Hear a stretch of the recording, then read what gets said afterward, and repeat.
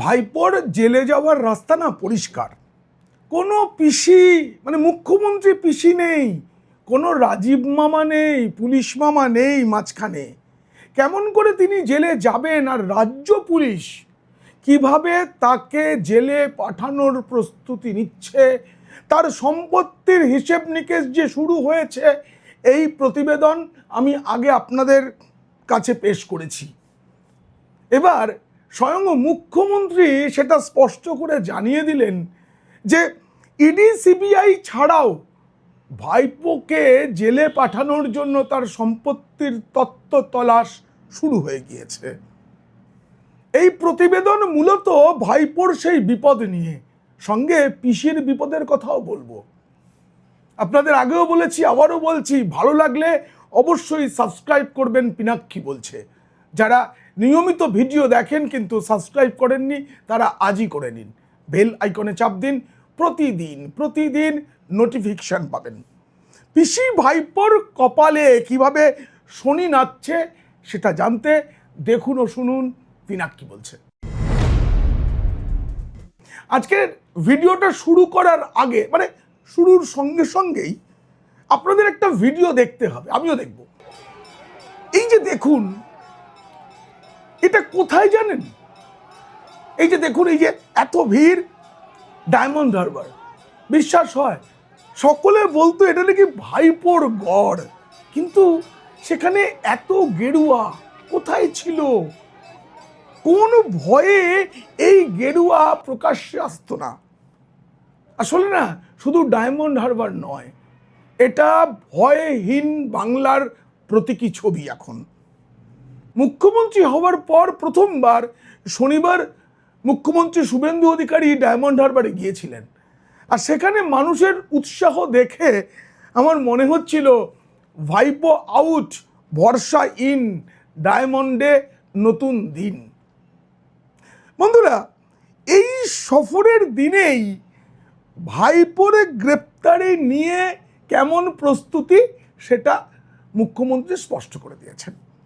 এই যে গ্রেপ্তারির দিন এগিয়ে আসছে, সম্পত্তির হিসেব মিলছে না, তার একটা প্রতিবেদন আমি করেছিলাম, তার আপনারা থাম্বনেলটা দেখতে পাচ্ছেন, চাইলে কয়েকদিন আগে আপনারা আরও একবার দেখে নিতে পারেন, অনেকেই দেখেছেনও সেটা। সেখানে আমি বলেছিলাম রাজ্য পুলিশ এই গ্রেপ্তারের প্রস্তুতি নিচ্ছে, কিন্তু কিভাবে সেটা আমি স্পষ্ট করে বলতে পারিনি, জানা ছিল না।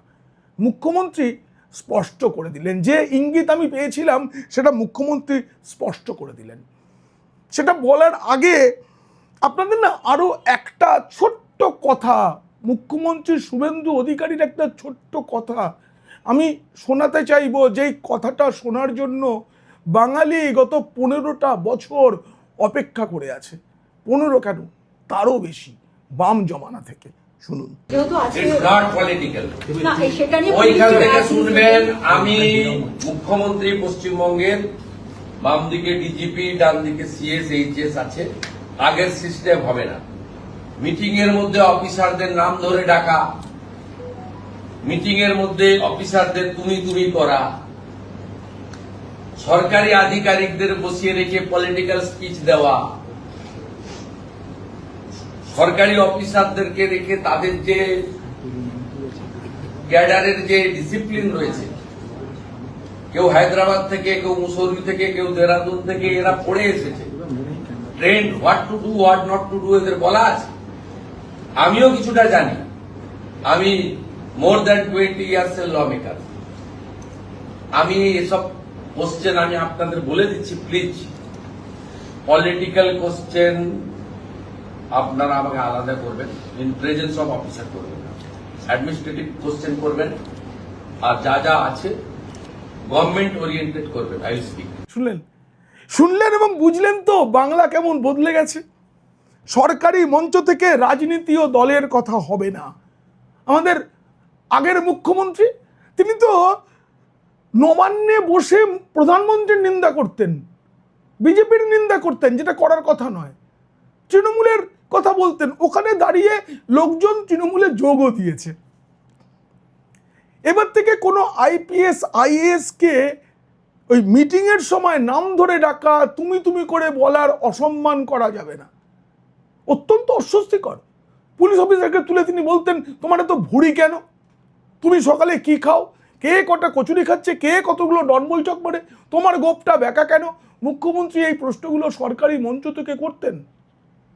আমি তখন ভাবতাম, যে পুলিশ কর্তার ভুঁড়ি রয়েছে তাকে উনি ওইভাবে সকলের সামনে যে কথাগুলো বললেন, এগুলো তো লাঞ্ছনা। তার কন্যা তো স্কুলে বা কলেজে যায়, সেখানে বন্ধুরা বলবে তো তোর বাবার ভুঁড়ি নিয়ে কেন, ওই মেয়েটিকে কেন শুনতে হতো? আর হবে না এগুলো, এটাকে পরিবর্তন বলে। সরকারি আধিকারিকদের বসিয়ে রেখে রাজনীতির কথা কোনো মঞ্চে হবে না, স্বয়ং মুখ্যমন্ত্রী বলে দিয়েছেন। এই কথাগুলো যখন বলছিলেন তখন আমার মনে হচ্ছিল এটাই তো বাংলার সংস্কৃতি, সকলকে সম্মান করা, যে সম্মানটা আমলা পুলিশ অফিসাররা পেতেন না আমাদের বহিষ্কৃত মুখ্যমন্ত্রীর আমলে, অথচ এটাই তো বাংলার সংস্কৃতি। কেন্দ্রীয় সরকারকে আক্রমণ থেকে রাজনৈতিক বক্তৃতা সবটাই সরকারি মঞ্চ থেকে করা বেআইনি, কিন্তু তার আমলে কোনটা আইনি ছিল বলুন তো? কিচ্ছু ছিল না। এখন সরকার বদলে গেছে, এখনো অনেক বেআইনি জিনিস প্রকাশ করা বাকি রয়ে গেছে, আমি করব একটু একটু করে। এবার আসল কথাটা বলি। শনিবার মুখ্যমন্ত্রী একই সাথে পিসি ভাইপো দুজনেরই শেষ দেখে ছাড়ার হুমকি দিয়েছেন সরকারের পক্ষে, ব্যক্তিগতভাবে নয়। আগেই তো আপনারা জানেন যে আরজি করের অভয়া ধর্ষণ মৃত্যু, তার যে খুনের ঘটনা, সেটাকে চাপা দেওয়ার জন্য আড়াল থেকে মুখ্যমন্ত্রী কীভাবে কলকাঠি নেড়েছেন তা নিয়ে তদন্ত শুরু হয়ে গেছে, 3 পুলিশকর্তা বহিষ্কৃত। এসবের মধ্যেই এবার এই পিসি সরকারের মাথায় বলে অভিষেক বন্দ্যোপাধ্যায় কিভাবে হিসাব বহির্ভূত সম্পত্তি বাড়িয়েছেন তার তালিকাও শুভেন্দু অধিকারী তৈরি করে ফেলেছেন। তিনি একটুও বসে নেই, মুখ্যমন্ত্রী হওয়ার 7 দিন যেতে না যেতেই অনেক কাজ সারা হয়ে গেছে। আমি এই সম্পত্তির গোলমেলে হিসেবের একটা ইঙ্গিত আপনাদের দিয়েছি।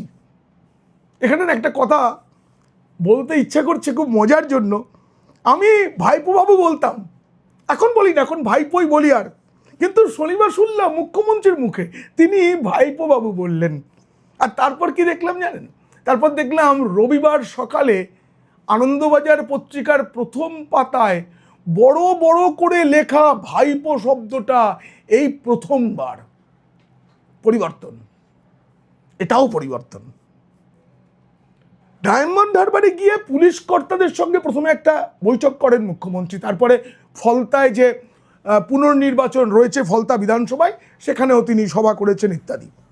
কিন্তু ওই যে পুলিশ কর্তাদের সঙ্গে বৈঠক, ওখানে একটা মারাত্মক ঘোষণা করেছেন যে মমতা বন্দ্যোপাধ্যায়ের তৈরি পুলিশ ওয়েলফেয়ার বোর্ড নামে একটা বেআইনি সংগঠন, যেটা যাবতীয় অনিয়মের কাজ করে গেছে, দিনের পর দিন অত্যাচার করে গেছে, কারো ওয়েলফেয়ার হয়নি, সেই কমিটি ভেঙে দেওয়া হলো।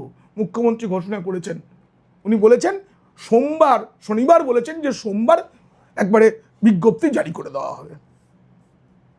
এর মাথায় ছিলেন ওই কালীঘাট থানার প্রাক্তন ওসি, যাকে চিরকাল আমাদের সততার প্রতীক আঁচলের তলায় করে রেখেছেন। ভুলে গেলে চলবে না, এই দক্ষিণ 24 পরগনায় বিশ্বজিৎ পাল বিজেপি প্রার্থী, তাকে মারধর করা হয়েছিল, বারুইপুরের আইসিকে সাসপেন্ড করা হয়েছে।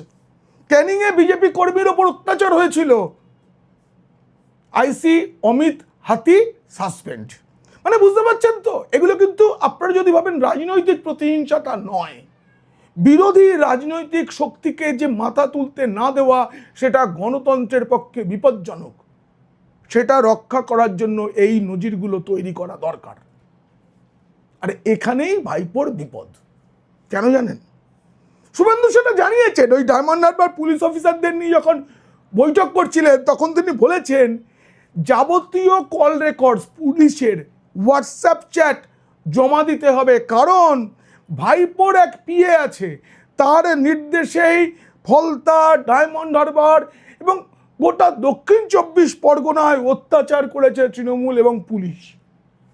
দলদাস পুলিশ সাধারণ মানুষের ওপর অত্যাচার করেছে, নারী নির্যাতনের অভিযোগ জানাতে গেলে অভিযোগ জমা নেওয়া হয়নি, এই নির্দেশগুলো তো হোয়াটসঅ্যাপে আসতো, সেই চ্যাট জমা দিতে বলা হয়েছে। মুখ্যমন্ত্রী নিজে দেখবেন। এবং আপনাদের জানাই, ইতিমধ্যে মুখ্যমন্ত্রী কিছু কিছু পেয়েও গেছেন। যেমন আরজি করের ঘটনায় আমি এক পুলিশ কর্তাকে জিজ্ঞেস করেছিলাম কি ধরনের চ্যাট হতে পারে। তিনি বললেন এটা তো সরকারি বিষয়, বলা যাবে না। তবে তিনি যে ইঙ্গিত দিলেন তাতে এরকম আছে, ওই চ্যাটে বডিটাকে তাড়াতাড়ি সরিয়ে দাও, ওটাকে শ্মশানে নিয়ে গিয়ে পুড়িয়ে দাও তাড়াতাড়ি, এই ধরনের নির্দেশ আসছে। আর তলায় লেখা ইয়েস ম্যাম, ইয়েস ম্যাম। কে লিখছেন, কেন লিখছেন, এগুলো তো তদন্তে আসবে। জুনিয়র ডাক্তারদের ঢুকতে দেওয়া চলবে না, আগে করো, তাড়াতাড়ি করো। ঠিক আছে, মুখ্যমন্ত্রীও হয়তো জানতেন যে আরজি করে ওই রাত দখলের দিন ভাঙচুর হচ্ছে, তার নির্দেশেই কি পুলিশ দেরি করে গেল, পুলিশ পালিয়ে গেল। সব কিছু উঠে আসবে তদন্ত থেকে, তদন্ত শুরু হয়ে গেছে। এবার দক্ষিণ 24 পরগনার বিশেষ করে ডায়মন্ড হারবার পুলিশ জেলা, সেখানকার সব কিছু এবার কল রেকর্ডস মুখ্যমন্ত্রীর হাতে আসতে চলেছে, খুব তাড়াতাড়ি আসবে। এরপরেই সেই ভাইপো বাবু উল্লেখ, শুভেন্দু অধিকারী বলছিলেন, মাননীয় ভাইপো বাবু, কাল প্রপার্টির লিস্ট আনালাম কলকাতা কর্পোরেশন থেকে। ওই যে বলছিলাম না, ভাইপোর অবৈধ সম্পত্তি, মানে বেনিয়ম করে মুখ্যমন্ত্রী আছেন, মাথার উপরে পিসিমণি। লিপস অ্যান্ড বাউন্স কোম্পানির 24টি প্রপার্টি পাওয়া গিয়েছে কলকাতায়, মানে পুরসভা এলাকায়, পুরসভায় নথিভুক্ত। এছাড়া আমতলা দক্ষিণ 24 পরগনায়, সেখানে একটা প্রাসাদের মতো অফিস আছে। ইডি, সিবিআই, আদালত, সে তো চলছে। এটা তো পুলিশ দেখবে এই প্রপার্টিগুলো কি করে হলো, কে অনুমোদন দিল, কি করে হাত বদল হলো, নাকি দখল হলো, এসব তো পুলিশ দেখবে। এবার অভিষেককে উদ্দেশ্য করে মুখ্যমন্ত্রী শুভেন্দু অধিকারী স্পষ্ট করে বলেছেন, আপনারা কি করেছেন আমরা জানি না। পুলিশকে ব্যবহার করে 2003 সালের 3 ডিসেম্বর আমার সভায়, মানে মুখ্যমন্ত্রীর সভায় আসা লোকেদের কিভাবে মেরেছিলেন আমি ভুলিনি। শুভেন্দু অধিকারী ডায়মন্ড হারবারে দাঁড়িয়ে এই কথাটা বলে এসেছেন। সেই সঙ্গে বলেছেন, পৃথিবীটা গোল, চিরদিন কাহারও সমান নাহি যায়। এই যে জেলাটা না, এই জেলায় ভালো পুলিশ অফিসারদের কি হয় জানেন, তাদেরকে মার খেতে হয় তৃণমূল দুষ্কৃতীদের হাতে। কালকে প্রথমে ওই পুলিশের মিটিংয়ে, পরে প্রকাশ্যে শুভেন্দু অধিকারী বলে দিয়েছেন, পুলিশ মার খেয়েছে, এই ঘটনা যেন আমার কানে না আসে। কার কত সাহস আছে দেখি আমার পুলিশের গায়ে হাত দেয়, এরকম করে বলতে শুনেছেন আমাদের সততার প্রতীক, যিনি নিজেকেই নিজে গর্বের মুখ্যমন্ত্রী বলতেন। এই যে ফলতার তৃণমূল প্রার্থী জাহাঙ্গীর খান, 10 বছর ফলতার মানুষজন লোকসভা, বিধানসভা, পঞ্চায়েত ভোট কখনো ভোট দিতে পারেননি। শনিবার যখন ফলতা যাচ্ছিলেন শুভেন্দু অধিকারী, 20 জায়গায় তিনি কনভয় দাঁড় করান, আর দাঁড় করিয়ে সবাইকে প্রশ্ন করেন। দেখুন সেই ভিডিও। শুভেন্দু অধিকারী মুখ্যমন্ত্রী একদম জনতার মাঝখানে নেমে পড়েছেন আর প্রশ্ন করছেন, কতদিন ভোট দিতে পারেননি আপনারা? শুনুন, নিজের কানে শুনুন। আর মুখ্যমন্ত্রীকে কাছে পেয়ে জনতা নির্ভয়ে বলে ওঠে, যতদিন ভাইপো ততদিন ভোট দিতে পারিনি। মানে 2014 সাল থেকে 2021 সালের ভোট পরবর্তী হিংসায় মোট 19 জনকে নটোরিয়াস ক্রিমিনাল, মানে কুখ্যাত অপরাধী বলে ঘোষণা করেছিল মানবাধিকার কমিশন। সেই যে 19 জন কুখ্যাত অপরাধী, তাদের মধ্যে একজন হচ্ছেন জাহাঙ্গীর খান, আর তাকেই কিনা তৃণমূল প্রার্থী করেছে। এই যে গোটা রাজ্যে এবার এত সুষ্ঠু ভোট হয়েছে, তার মধ্যে এই একটি জায়গাতেই খালি ভোটটা সুষ্ঠুভাবে করতে পারেনি কমিশন, কারণ এখানে জাহাঙ্গীর খান। শুভেন্দু অধিকারী বলে দিয়েছেন, ভোট মিটলে জাহাঙ্গীরের বিরুদ্ধে ব্যবস্থা নেবে রাজ্য প্রশাসন, বলে দিয়েছেন শুভেন্দু। আর কান টানলে তো মাথা আসবেই, ভাইপোবাবু পার পাবেন না। আপনার প্রচুর টাকা বাজেয়াপ্ত হয়েছে, প্রচুর সম্পত্তি বাজেয়াপ্ত হয়েছে, এর পরেও কলকাতায় 24টি সম্পত্তি আছে। এই 24টি সম্পত্তির জানতে হবে তো, আপনাকে জবাব দিতে হবে ভাইপোবাবু। আপনাকে আমার বাবু বলেই সম্বোধন করছে, আপনাকে বলতে হবে। আপনি না বললে বলিয়ে ছাড়বে পুলিশ, রাজ্য পুলিশ। আপনার কনভয় নেই, আপনার আর Z+ ক্যাটাগরি নেই। আপনি একজন সাধারণ সাংসদ, 2জন কনস্টেবল আপনাকে পাহারা দেওয়ার জন্য। এই প্রতিবেদন কেমন লাগলো জানিয়ে অবশ্যই মন্তব্য করবেন। ভালো লাগলে বন্ধুদের, খারাপ লাগলে শত্রুদের শেয়ার করবেন। আপনারা খুব খুব ভালো থাকবেন।